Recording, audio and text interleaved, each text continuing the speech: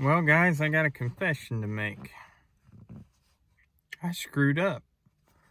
What happened is the Monte Carlo is leaking oil, so I didn't realize it until I had the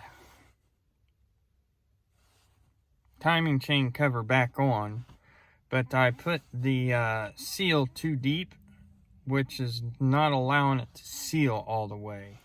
So I got another seal. It's in the back here, so looks like I'll be doing that at some point. But I'll go around and I'll show you where I messed up. I just wanted to show you that I screw up too, but I don't know why I didn't notice it like right off the bat. By then I already had it in, and it was like, well, let's run it and see if it leaks. It's not too bad, but I ran it a month, maybe 3 weeks, and I had to put a half quart of oil in it. So I don't want to have to keep buying oil, so we're going to redo it. We'll get out and we'll take a look at it. Okay, yeah, see right here? Yeah, it's marking its territory.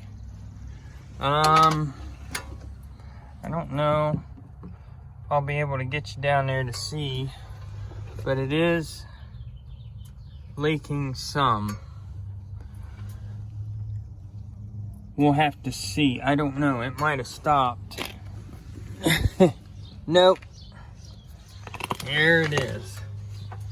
Yeah, see, it's already dripping off. It's all coated, everything.